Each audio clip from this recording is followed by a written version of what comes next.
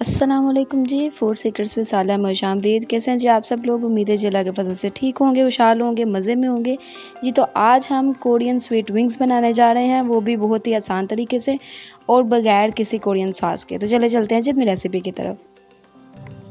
यहाँ पर हमने विंग्स ले लिए हैं तकरीबन 1 बाउल के करीब, और इसमें हम ऐड कर रहे हैं 1 टीस्पून सॉल्ट ऐड करेंगे, 1 टीस्पून हम इसमें चिली फ्लेक्स ऐड करेंगे,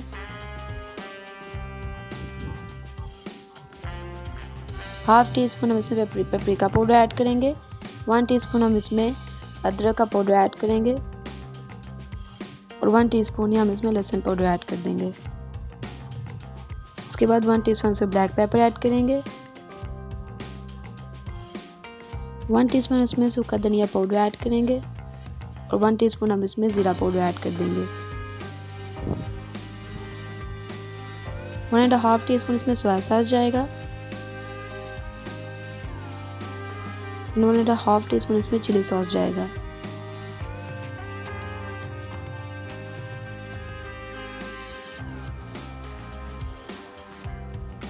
टू टेबलस्पून हम इसमें मैदा ऐड कर रहे हैं, और उसके बाद इसको अच्छे तरीके से मिक्स कर देंगे।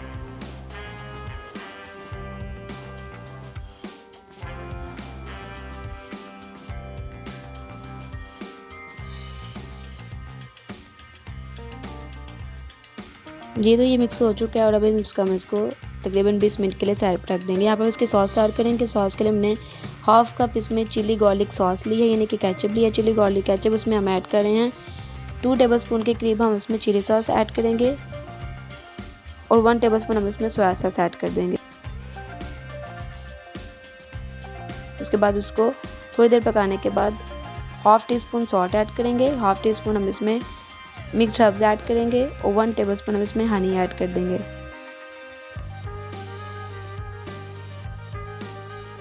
इस सॉस को तकरीबन हम 2 to 3 मिनट्स तक पकाएंगे, ताकि इसकी कंसिस्टेंसी इस तरीके से आ जाए जिस तरीके से आपको नज़र आ रही है। इसको हम साइड पर रख देंगे। अब बारी आ गई है अभी चिकन फ्राई करने की।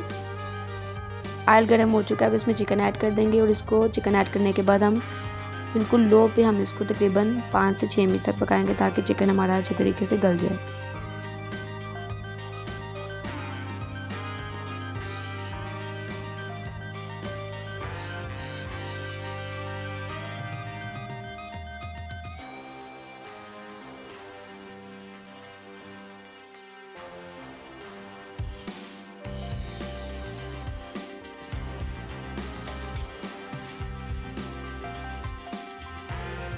जी तो चिकन देखिए हमारा कितने अच्छा कलर दे रहा है, कितना प्यारा उसका कलर आया है, और वो अच्छे तरीके से नरम भी हो चुका है। तो अब हम इसको निकाल लेंगे।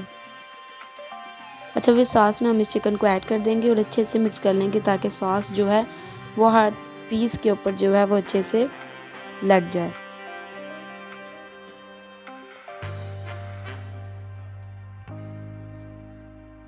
जी तो ये हमारे स्वीट कोरियन विंग्स बन के रेडी हो चुके हैं, जो कि बहुत ही कम इंग्रेडिएंट्स के साथ बन गए हैं और बहुत ही आसान तरीके से बन गए हैं। जी तो अगर रेसिपी आपको पसंद आए तो लाइक ज़रूर कीजिएगा, सब्सक्राइब कीजिएगा, और कमेंट करके मुझे ज़रूर बताइएगा कि आपको रेसिपी कैसी लगी है।